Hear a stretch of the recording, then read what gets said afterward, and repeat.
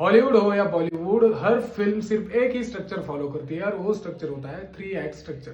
3 act structure बहुत simple होता है। कहानी को 3 पार्ट में डिवाइड किया जाता है। एक्ट 1, इसमें 25% हिस्सा आता है जिसमें हमें ये पता चलता है कि जो कैरेक्टर है वो कैरेक्टर कहाँ रहता है, उसका रूटीन क्या है, उसके साथ साथ कौन है और उसके लाइफ में अब कुछ ना कुछ हो रहा है। उसकी जो कहानी है यहाँ का हमें जो सेटअप है वो सेटअप पता चलता है। जैसे एग्जांपल के तौर पर कबीर सिंह में कबीर मीट्स प्रीति और वहां से कहानी शुरू हो जाती है। तो ये 25% में आता है, पहला हिस्सा एक्ट 1 में। एक्ट 2 ये फिल्म का सबसे बड़ा हिस्सा होता है, 50% का हिस्सा होता है। यहाँ हमारा जो हीरो है वो ट्राई करता है अलग अलग चीजें करने की, उसका जो गोल है उसे अचीव करने की, लेकिन वो बार बार फेल होता है और उसका बार बार फेल होना और बार बार कोशिश करना स्टोरी को एंगेजिंग बनाता है। ये सबसे इंपॉर्टेंट पार्ट होता है, 50% पार्ट होता है ये। एग्जाम्पल के लिए जैसे दंगल में ट्रेनिंग, फेल्यूर, जो प्रेशर होता है ये सब इसी हिस्से में होता है, इस 50% के हिस्से में।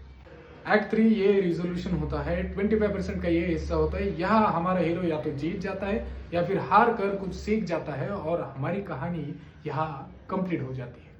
जैसे आरआरआर के फाइनल काउंटडाउन में जो क्लाइमैक्स में दोनों कैरेक्टर के गोल कंप्लीट हो जाते हैं और हमारी कहानी यहाँ एंड हो जाती है। अगर तुम ये समझ गए, 3 एक्ट स्ट्रक्चर समझ गए तो आप कहानी का बैकबोन समझ गए। तो अगले वीडियो में हम बात करने वाले हैं लॉग लाइन के बारे में, लॉग लाइन क्या होती है और उसके बारे में। सो कनेक्ट रहने के लिए do follow, share and subscribe.